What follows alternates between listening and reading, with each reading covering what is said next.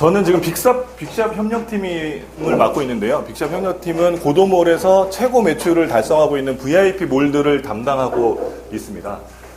우선 저희가 시작하기 앞서서 이렇게 황금 같은 금요일 날 되게 바쁘심에도 불구하고 와주셔서 정말 감사하고요. 몸 풀고 들어가도록 하겠습니다. 자, 깍지 끼신 다음에 예, 앞으로 쭉 한번 내밀어 주시고요. 예, 그대로 한번 올리겠습니다. 쭉 올려주시고 예, 왼쪽으로 한번 쭉 내려주세요. 천천히 내려주세요. 멈췄다가 다시 올라오시고요. 그 다음에 오른쪽으로도 천천히 내려가셨다가 예, 다시 올라와 주시면 되겠습니다. 뒤로 한번 제껴볼까요? 뒤로, 예. 지금 피로가 풀리시나요? 오늘은 제가 여러분들께 뭔가를 알려드린다기보다는 제가 그동안 경험했던 것들을 같이 공유하고 또 여기 계신 분들이 대부분 사장님이라고 들었어요. 그래서 사장님들의 좋은 에너지와 또 좋은 또 노하우들을 저도 함께 배우는 그런 시간을 가졌으면 좋겠습니다. 예, 우선 간단하게 저 소개를 해드리겠습니다. 한 10년 정도 개인 사업을 했었습니다. 그래서 잘 모르시겠지만 쇼핑몰 뉴스라는 이 전자상거래 관련된 매거진도 발행했었고요. 보기 좋게 망해서 지금 여기 있습니다. 그리고 이제 그 소셜 커머스 붐이일 때 꼭닷컴이라고 해서 소셜 커머스 한참 하다가 지금 내공을 쌓으러 좀 고도몰에 들어와서 신사업본부장, 그다음에 멤버십 채널 본부장, 현재는 그 VIP 관리하는 빅샵 협력팀장을 맡고 있습니다. 그리고 저는 이제 그 저희 회원사들 그리고 그 창업 관련된 뭐 여성발전센터, 그다음에 사이버대학에서 특강을 몇 차례 했었었고요. 오늘 말씀드리고자 하는 건 약간 인문학 관점에서 여러분들께 답을 알려드리진 않을 겁니다. 하지만 여러분들이 다 알고 있는 답들을 찾을 수 있는 그런 길을 같이 한번 공부하는 시간을 가지려고 하는데요. 첫 번째는 나는 누구인가 이고요. 두 번째는 그럼 우리의 고객은 누구인가, 그리고 앞으로 우리가 무엇을 팔아야 잘 팔 것인가, 그리고 어떻게 팔 것인가, 이렇게 네 가지 주제를 가지고 준비를 했습니다. 첫 번째 말씀드리고 싶은 것은 판을 읽으라는 겁니다. 판. 보통 우리가 창업을 할 때 보면 굉장히 그 열정 하나로 창업하시는 분들이 많으세요. 근데 막 그렇게 달려가다 보면 내가 정말 올바른 방향으로 가고 있는지 잘못된 방향으로 가고 있는지 길을 잃어버리는 경우가 많거든요. 사실 저도 그런 경험이 많았었고요. 그래서 중요한 거는 여러 가지 실패 경험 또 성공 경험을 통해서 우리가 알아야 될 게 시장이라는 것이 있죠. 우리가 접근해야 할 시장. 그 다음에 이 시장의 산업의 히스토리가 있습니다. 그걸 제가 잠깐 설명을 해드릴 건데요. 산업의 히스토리가 있고 이게 종적인 구조가 있고, 그 다음에 그 현재 상태에서 나와 함께 일하는 경쟁자들 또는 동료들이 있죠.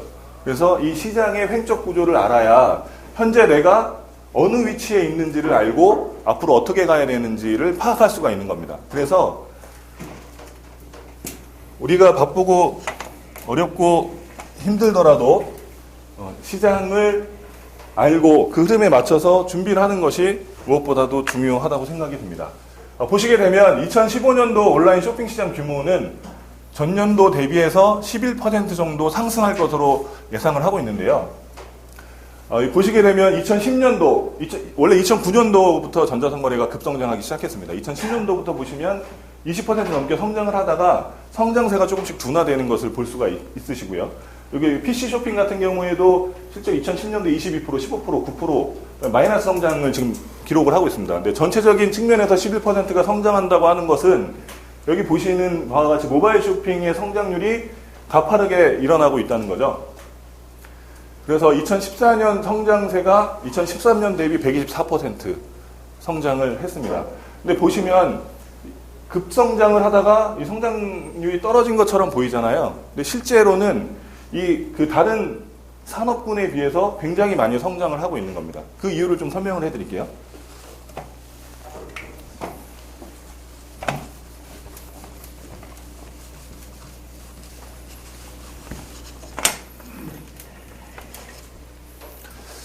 저는 이렇게 좋은 터치스크린 모니터를 처음 봐요. 근데 이게 칠판 기능도 된다고 하는데 전 활용을 못 하겠더라고요.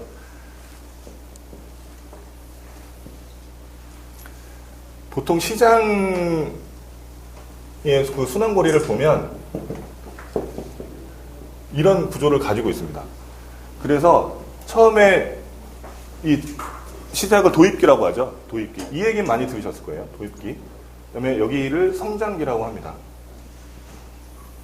그다음에 이 구간을 안정기라고 하고요. 그 다음은 쇠퇴기라고 하죠. 이 쇠퇴기에서 우리가 시류를 어떻게 파악하고 가느냐에 따라서 이렇게 성장할 수도 있고 이렇게 떨어질 수도 있습니다. 근데 이 모바일은 보시면 아시겠지만 지금 이렇게 최근 몇 년 동안 가파르게 성장을 했어요. 그리고 서서히 안정기로 좀 접어들고 있는 이 구간에 있다고 볼 수가 있거든요. 그런 시류를 좀 파악해 두시는 것이 되게 중요합니다. 그러니까 쇼핑몰을 하시는 분들이 대부분 PC 쇼핑몰에 에너지는 굉장히 많이 쏟으시는데 실질적으로 모바일 쇼핑에 대한 관심은 많이 적으시더라고요. 그래서 그런 관심을 좀 더 가져주시는 것이 필요합니다.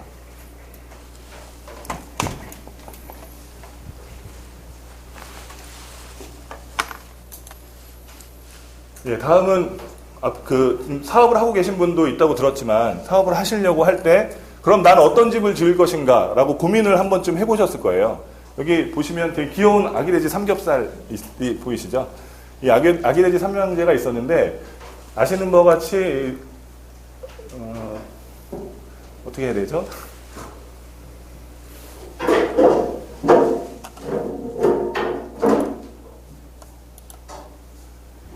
막내 동생은 굉장히 게을러요. 게을러서 산 밑에다가 대충 가서 지푸라기로 막 집을 짓고 편하게 쉬고 있습니다. 둘째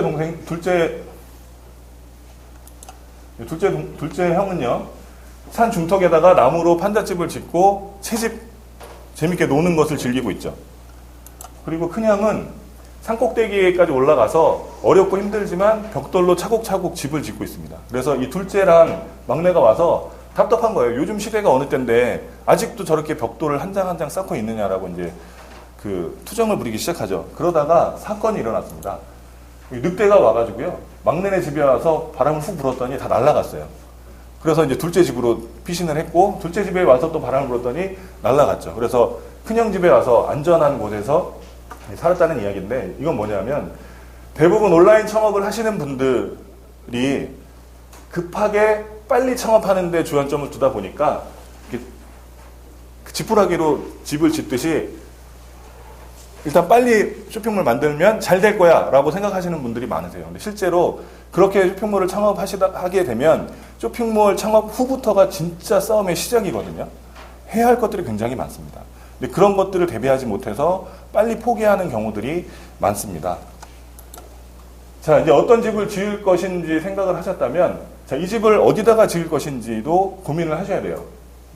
나는 어떤 브랜드가 되고 싶은가에 대해 고민을 해보셔야죠. 여기 보시면 대중적인 브랜드, 상징적인 브랜드, 컬트 브랜드, 트레디셔널한 브랜드가 있습니다. 잘 어려우실 것 같아서 주석을 좀 달아놨는데요. 이 대중적인 브랜드라고 하면은 고급품을 일반 대중도 비교적 쉽게 살 수 있게끔 만든 브랜드고요. 그다음 아이코닉 브랜드는 새로운 인식 형성을 목표로 해서 사용자에게 상징적으로 포지셔닝하는 브랜드를 말합니다. 예를 들어서 스파 브랜드 하면 유니클로 이런 게 떠오르죠. 새로운 시장에 새롭게 진입한 상징적인 브랜드들. 소셜 커머스 하면 쿠팡 같은 걸로 이제 생각을 해주시면 되고요. 그다음에 트레디셔널이란 건 그 말에서도 느껴지시겠지만 이 전통적이잖아요. 보통의 명품 부류가 이 전통적인 브랜드에 속한다고 봐주시면 됩니다. 이 전통적인 브랜드는 이 대중적인 브랜드도 마찬가지지만 굉장히 많은 자본이 있어야 합니다. 근데 이 전통적인 브랜드는 자본만 있어도 되는 것이 아니라 또 많은 시간이 있어야지 전통적인 브랜드가 될 수 있는 거고요. 그다음에 컬트 브랜드라고 있습니다. 컬트 브랜드는 컬트 무비 아시죠? 정말 특정 매니아층을 공략한 브랜드예요. 어떤 거가 있을까요? 어떤 것들이? 예를 들면 취미와 관련된 브랜드, 할리 데이비스. 그러니까 많은 사람이 타진 않지만 매니아층이 확실하지 않습니까? 충성도도 높고. 근데 여기서는 할리 데이비스가 조용하거나 이렇게 첨단적이거나 이런 걸 바라지 않아요. 투박하고 시끄럽고 하더라도 나는 할리 데이비스가 갖고 있는 감성을 갖고 싶은 거거든요. 그런데 중요한 것은 대부분 창업하시는 분들이 나는 4천만 국민을 대상으로 정말 많은 상품을 팔고 싶어 라는 생각을 가지신 분들이 많으세요. 그러니까 내가 포지셔닝 하는 곳이 이 메스티직 브랜드이거나 이런 큰 시장을 생각하시는 분들이 많거든요. 근데 물론 그게 나쁜 건 아닙니다. 야망을 크게 갖는 건 중요하지만 쇼핑몰 창업을 하실 때 대부분 1인 창업이 많으세요. 많아야 가족이 하거나 1명, 2명 알바를 써서 창업하시는 경우들이 많거든요. 그러면 우리가 사실 주목해야 할 시장은 바로 이런 컬트 브랜드입니다. 정말 소구 대상을 좁혀서 그 사람들에게 어필하고 충성도 높은 고객들을 만들 수 있는 브랜드로 포지셔닝 하는 것이 중요하다고 생각을 합니다. 자, 여러분이 예를 들어서 컬트 브랜드라고 하는 그 시장을 나는 공략하겠다라고 정하셨어요. 시장. 난 어떤 브랜드가 될 거야. 근데 그 브랜드가 될 거야 라고 해서 그 다음에 활용하셔야 할 도구가 바로 이런 그 포지셔닝 맵입니다. 자, 위로 갈수록 가격이 비싸요. 밑으로 갈수록 가격이 싸고요. 왼쪽으로 갈수록 불편합니다. 그 다음에 오른쪽으로 갈수록 편리하죠. 물론 이건 저희가 이제 솔루션 회사다 보니까 이제 편리함으로 표시를 했는데, 물건을 파는 입장에서는 이건 좀 트렌디한 거고, 이건 좀 베이직한 걸로 보셔도 돼요. 그렇게 그 생각을 하고 그러셔도 되고요. 현재 여러분이 예를 들어서 여기 이쯤에 있습니다. 이쯤에. 그러니까 우리는 그렇게 비싸지도 않고 싸지도 않아요. 그리고 우리가 보면 제품군, 보통 생필품 많이 하시잖아요. 도메토피아로 창업을 하시면. 그러면 우리가 그렇게 막 트렌디하지는 않고 그렇다고 뭐 그렇게 낡은 것만 있는 것도 아니에요. 한 이 정도 와 있는 것 같아요. 근데 정말 잘 나가는 업체들을 봐요. 롤 모델을 보시게 되지 않습니까? 그런데 그 10x10이나 1300K나 펀샵 같은 경우에는 가격은 좀 비슷한데 굉장히 트렌디하잖아요. 아이디어 상품들, 디자인 특화된 제품들을 판매하고 있습니다. 그리고 또 다른 데는 좀 더 트렌디한데 가격이 굉장히 싸요. 이런 데도 있을 수가 있고요. 어떤 데는 이제 우리를 쫓아오는 데도 있을 텐데. 자, 여러분들, 아까 제가 시장에서 종적 횡적 구조가 중요하다고 했는데, 현재 내가 포지셔닝하고 있는 브랜드 군에서 나는 과연 어디 있는지, 경쟁사들이 어디 있는지 알아야 하는 것이 되게 중요하고요. 그 다음에 내가 현재 이렇게 있다면 앞으로 나는 어디로 갈 것인가를 정하셔야 되죠. 여기 보시면 난 좀 그래, 나는 뭐 10x10도 좋고 1300K도 좋은데 그거보다 훨씬 더 트렌디하고 아이디어 좋고 구하기 힘든 희소성 있는 제품들만 비싸게 취급을 할 거야 라고 하실 수도 있고요. 나는 트렌디한 거를 팔지만 정말 싸게 이 시장을 한번 장악해 볼래 라고 하실 수도 있습니다. 현재 상태에서 조금 더 경쟁사보다 좋은 것들을 빨리 취급해 보겠다고 하실 수도 있죠. 이런 것들을 여러분들이 창업을 하시면서 설계를 하는 것이 되게 중요하다고 생각을 합니다. 지금 이 전략 5번째까지가 나를 아는 겁니다. 나를 아는 것. 예, 우리가 나와 내가 하는 회사, 서비스와 상품이 포함이 되겠죠. 그 상품이 현재 어디 있고 무엇이 되고 싶고 앞으로 어디로 가야 할지를 정했다면 그 회사를 운영하는 여러분이 극복해야 할 벽이 있습니다. 5가지의 벽이 있는데요. 첫 번째, 창업 전선에 처음 뛰어드시게 되면 일단 잘 몰라요. 잘 몰라요. 그러니까 그 모르는 것에 대한 두려움이 크고요. 그것을 극복하기 위해서 많이 교육받고 알아가시는 시도가 필요합니다. 두 번째는 창업 교육에 100명이 오시면 그 중에서 실제로 창업을 하시는 분들은 1명, 2명밖에 안 되거든요. 그 이유가 뭐냐면 이 행동의 벽을 깨지 않으십니다. 그러니까 나는 앞으로 시장이 어떻게 변할 것도 예상이 되고 나의 처지도 알고 고객들도 알 것 같아. 근데 행동하지 않습니다. 예. 그래서 두 번째, 내가 알았다면 이게 똥인지 된장인지 맛을 보는 행동의 벽이 필요한 거죠. 행동을 해서 하시게 되면 경험이 쌓이게 됩니다. 경험. 그 경험을 하다 보면 처음엔 배운 대로 하지만 나중엔 응용을 하시게 돼요.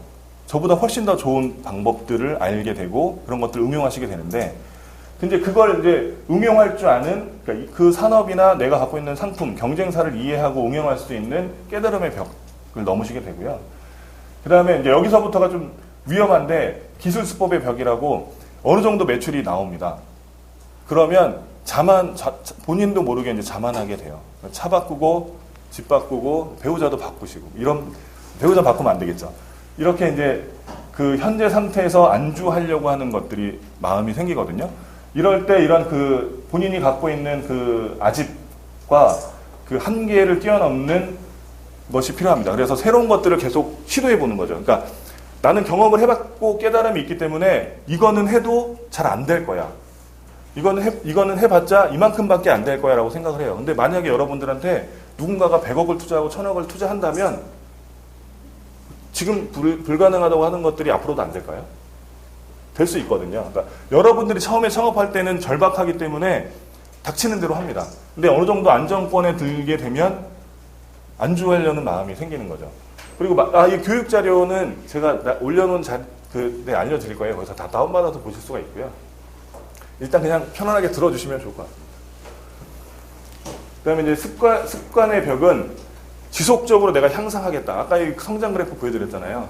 안정기에 접어들고 나서 변화하지 못하면 이렇게 떨어지게 되어 있습니다.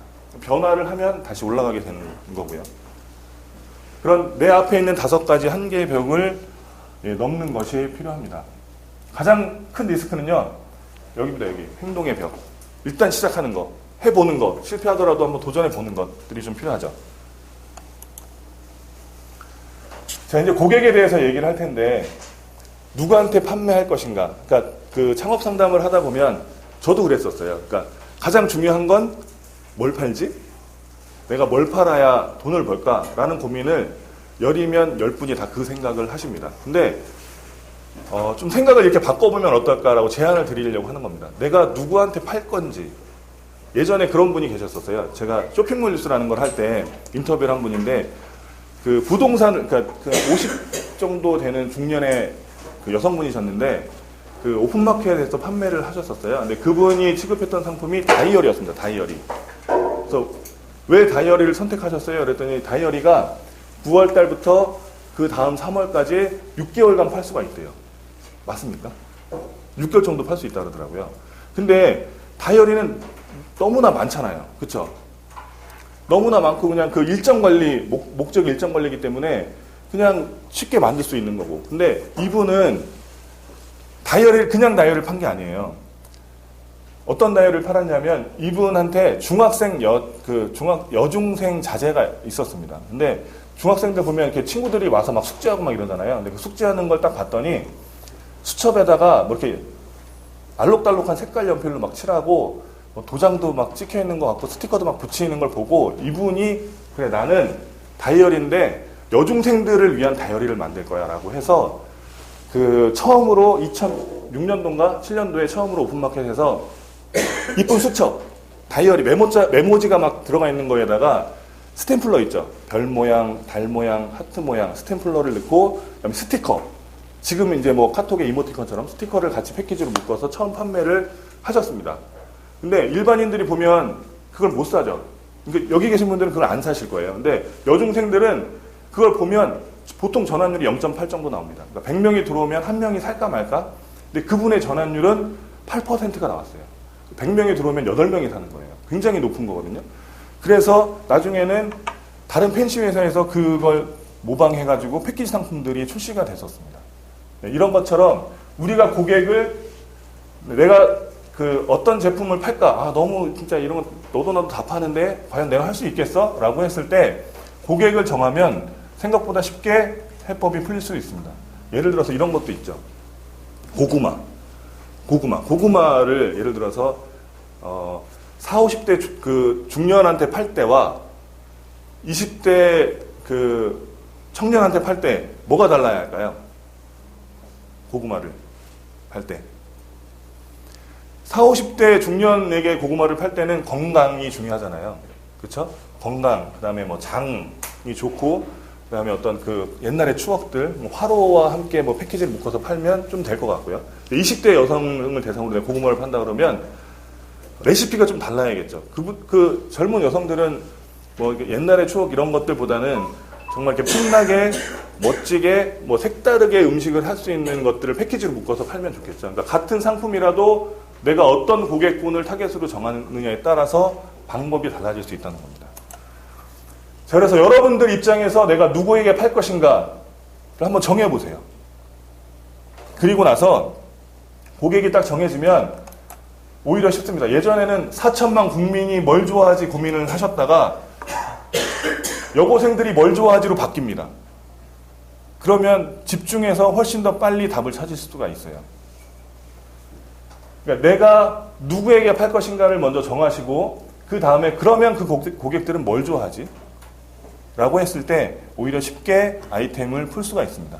그러니까 대부분 창업하시는 분들 국내 시장에서 판매되는 것들은 패션도 마찬가지고 뭐 생활용품도 마찬가지고 판촉물도 다 비슷합니다. 다 그 출처가 제한되어 있기 때문에 판매자들만 지금 굉장히 많거든요. 그러면 우리가 가져갈 수 있는 차별화는 세그멘테이션, 세분화돼서 들어가는 것이 중요합니다. 이거 잠깐 설명을 드릴 건데요.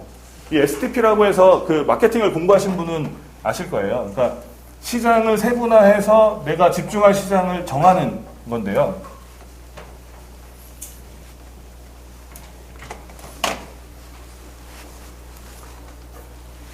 그냥 간단하게 말해서 이런 겁니다. 사장님 죄송합니다. 자꾸 이거 실패 왔다 갔다 해서. 이 시장이 이렇게 있죠. 이게 대한민국 4천만 국민이라고 한번 가정을 해볼게요. 그러면 STP가 세그멘테이션이에요. 그러니까 쪼개는 거예요. 이 시장을 쪼개보는 거예요. 연령대별로 이렇게 한번 쪼개보세요. 연령대별로. 그 다음에 소득 기준으로 또 한번 이렇게 쪼개보시는 거예요. 이렇게. 그다음에 성별로도 한번 쪼개보세요. 이렇게. 그리고 나는 내가 이 시장을 한번 공략해 보겠어. 예를 들면 30대 직장인들을 타겟으로 내가 어떤 뭐 선물할 수 있는 것들만 잘 한번 팔아보겠어라고 정하시는 것. 그러니까 이 STP라고 하는 것은 시장을 쪼개고 정하고 타겟팅 정하고 포지셔닝은 내가 이 시장에서 최고가 된다, 자리를 잡는다라고 생각을 해주시면 됩니다. 그러니까 쪼개고 정하고 자랑하는 것을 STP라고 봐주시면 좋을 것 같습니다. 그래야 이 시장에 집중을 해서 승부를 볼 수가 있죠. 돋보기 효과랑 똑같습니다. 내가 이걸 태우려면, 승부를 보려면 있는 에너지들을 집중을 해서 그 시장을 태워야 불이 붙는 거랑 똑같다고 봐주시면 됩니다. 자, 그리고 이 USP라는 게 있는데, 이 USP는 유니크 셀링 포지셔닝의 약자입니다. 그래서 우리만의 독점적인 판매 포지션이 있느냐. 여러분들이 어떤 그 사이트를 운영하시면 이건 우리밖에 못해라고 하는 것.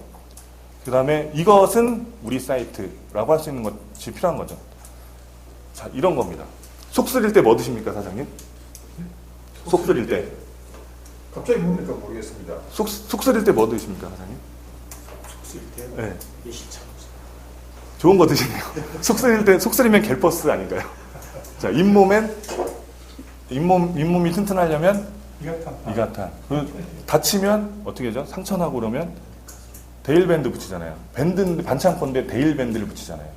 이런 것처럼 이런 그러니까 사이트를 들어왔을 때 고객들이 사이트를 딱 들어왔는데 아, 이 사이트는 뭐 하는 사이트지? 라는 생각이 물음표가 뜨면 포지셔닝이 잘못된 거예요. 딱 들어왔는데 아, 이 사이트는 정말 그 학생들의 학용품만 전문으로 하는 데구나. 아니면 기업들의 판촉물만 전문으로 하는 곳이구나. 아니면 정말 그 중국과의 무역 대형 그 큰 거래만 취급하는 곳이구나라고 명확하게 전달이 되면 좋습니다. 예. 그래서 뭐 중국 무역하면 사장님 사이트, 뭐 학생들 학용품 하면 사장님 사이트 이렇게 포지셔닝 하는 것 이게 USP라고 생각을 해주시면 됩니다. 머리 아플 땐 펜잘, 속 쓰리면 개퍼스 이런 USP는 이렇게 기억을 해주시면 좋을 것 같아요. 자, 그러면 고객들은 어떤 사람일까? 우리 사이트에 방문하는 사람들은 어떤 사람일까? 여기 세 부류의 고객들이 있습니다. 백수의 왕 호랑이죠. 근데 호랑이는 성격도 급하고 포식자예요. 그리고 남과 비교되길 싫어합니다. 내가 갖고 싶은 건 가져야 돼요. 그런 성격을 갖고 있고요. 그 다음에 여기 소가 있죠, 소. 소는, 그냥 소의 특징은 뭐죠? 평화를 원해요. 안정적인 걸 원해요. 그냥 내가 위험을 감수하고 싶지 않아요. 그리고 특징이 무리지어서 다니죠. 무리지어서. 토끼한테 가장 중요한 건 뭘까요? 생존입니다, 생존. 여기 앞에 있는 이런 포식자들에서 내가 살아남는 것이 필요하다고 생각하는 사람들. 그래서 고객도 이렇게 세 분류로 나눠져 있어요. 이걸 이제 그 전문적인 용어로 선행자, 중간자, 후행자라고 합니다. 여러분들이 어떤 사이트를 운영하던, 그러니까 큰 의미에서 내가 선행자 시장에 그 집중할 것이냐 아니면 중간자 시장에 집중할 것이냐 이렇게 볼 수도 있지만 여러분들이 그 포지셔닝한 분해도 그 쪼개진 그 분해도 선행자, 중간자, 후행자로 나눠집니다. 근데 이 그 호랑이들 선행자의 특징은 흔히 말하는 얼리 어댑터예요. 그러니까 신상령, 신상 나오면 사야 되고 뭐 새로운 뭐 핸드폰 나오면 일단 비싸도 한번 써봐야 되고 이런 특징을 가지고 있어요. 그래서 이 사람들은 써보고 그리고 자기만 써보는 게 아니라 막 그걸 이제 소문합니다. 소문냅니다. 아, 이거 써봤더니 이건 이렇고 저건 저렇고 우리 알아듣지도 못하는 막 전문 용어 써가면서 이제 얘기하는 걸 좋아하고요. 그 다음에 이런 분들을 활용하기 위해서는 폐쇄적인 이벤트들이 필요합니다. 예를 들어서 우리가 우리 사이트에 내일 신상품이 올라가요. 근데 그걸 올리기 전에 이런 그 얼리어답터들 물론 그걸 알려면 내가 사이트가 지금 운영돼야 되고 그 안에 이제 고객들의 패턴들을 보셔야 돼요. 그 나중에 뒤에서 설명을 드릴 건데 그걸 알아야지만 이 사람이 선행자인지 중간자인지 후행자인지 알 수가 있거든요. 근데 어찌됐든 이 선행자들은 폐쇄 이벤트를 통해서 미리 하루나 이틀 전에 여러분들에게만 특별히 먼저 한정 수량으로 소개해 줍니다. 이거 되게 좋아합니다. 그리고 이분들은 자기가 또 새로운 걸 써보고 자랑하는 거 되게 좋아하거든요. 그렇기 때문에 또 SNS에 잘 홍보도 해주세요. 이런 걸 활용해 주시면 좋고요. 그다음에 중간자는 주목받는 것보다는 안정적인 것. 그래서 사용 후기, 많이 팔린 제품. 서점에 가면 베스트셀러 중에서 뭔가를 사려고 하는 저 같은 사람들을 중간자라고 하죠. 예. 그냥 그렇게 튀고 싶지도 않고, 이렇게 모질라고 싶지도 않고, 중간에서 안정적인 소비를 하고 싶어 하는 사람들입니다. 이런 분들은 사용 후기에 되게 민감해요. 그래서 이 선행자들이 후기를 잘 남겨주면 도움이 되고요. 그리고 여러분들이 운영하는 사이트에 적절한 후기들이 잘 배치되어 있는 것들이 필요합니다. 근데 처음 사이트를 오픈하면 후기가 없지 않습니까? 어떻게 해야 되죠? 후기가 없으면? 그러니까 여러분들이 고객은 아니지만 그 판매자의 입장에서 사용해 볼 수는 있잖아요. 그 제품을. 그렇죠? 직접 뭐 만져보고 해본 것들을 판매하는 경우가 있지 않습니까? 그런 경우에 솔직하게 여러분들의 에디터, MD의 입장에서 써보니 이렇더라 라고 얘기를 해주고 후기를 공유해주는 것도 좀 필요합니다. 그리고 이제 대부분 쇼핑몰을 운영하시면 뭐 그러시면 안 되지만 뭐 필요하다면 이렇게 후기를 달 수 있는 방법들도 있어요. 뭐 지인한테 뭐 이렇게 판매하고 하는 방법도 있고. 근데 그건 이제 잘못하면 뉴스에 나죠. 예. 후행자들은 유행은 사치라고 생각하시는 분들이에요. 그러니까 뭐 트렌드고 뭐고 별로 관심이 없어요. 근데 이분들은 오로지 가격에 민감합니다. 일단 싸면 장땡입니다. 예. 그래서 뭐 핸드폰이 됐건 뭐 뭐가 됐건 좀 유행이 지났더라도 싸게 구매하면 좋다고 저도 아울렛 잘 가거든요. 뭐 아울렛 가서 제품 선호하시는 분들. 이런 분들을 위해서 필요한 게 이제 2월 기획전, 2월 상품 세일, 할인 이벤트. 또 이분들도 이분들만의 리그가 있습니다. 후행자들만의 또 리그가 있어요. 거기도 SNS 활용이 되게 활발하거든요. 그런 것들 활용해서 서포터즈를 모집을 해서, 그러니까 스타들이 있습니다. 그 각 채널마다 그런 스타들, 그러니까 그 자기를 따르는 회원들, 예를 들면 인스타그램이나 페이스북 같으면 그 방문자 수가 많거나 이렇게 팔로우들이 많은 사람들이 스타라고 보시면 돼요. 그 사람들의 영향력이 되게 크거든요. 그런 것들을 활용해 볼 수도 있는 거죠. 자, 그리고 이제 아까 이제 뭐 이벤트나 이런 걸 하신다고 했는데, 팁을 좀 드리자면, 보통 이렇게 5, 10, 25, 30 하면, 뭐 월급을 급여일이거나, 뭐 용돈을 받잖아요.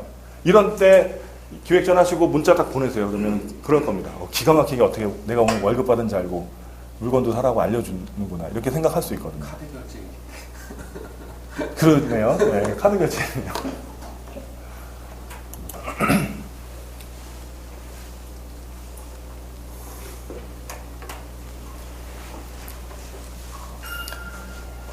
그리고 이제 한국 사람들이 워낙 성격이 급하다 보니까 사실 일단 빨리 만들고 빨리 팔아야겠다라는 생각을 많이 하시거든요.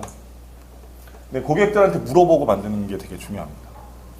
그러니까 저희 회사도, 저희의 경쟁사도 마찬가지지만, 그러니까 IT 회사들은 개발자들이 많아요. 그래서 개발자들이 일단 만들어 놓고 이건 팔릴 거야 라고 하는 경우들이 대부분이거든요. 근데 시장에 딱 내놓으면 실질적으로 고객들한테 외면받는 경우들이 되게 많습니다. 그러니까 저희가 여러분들이 아는 솔루션은 몇 개 안 되시지만 실제로 우리 회사에서 만든 솔루션은 10개가 넘습니다. 나머지 7개 잘 기억 못 하시잖아요. 그런 것처럼 판매자의 입장에서 내 맘대로 막 꾸며놓고 판매를 하면 이런 기회를 잃어버리실 수가 있거든요. 그래서 시간이 좀 더디더라도 또 내가 뭐 리서치 회사에 돈을 주고 할 수는 없더라도 꼭 고객들의 의견을 들어보는 것이 중요하고요. 이걸 이제 전문 용어로는 FGI라고 해서 포커스 그룹을 정하는 겁니다. 아까 내 고객을 정하라고 했잖아요. 고객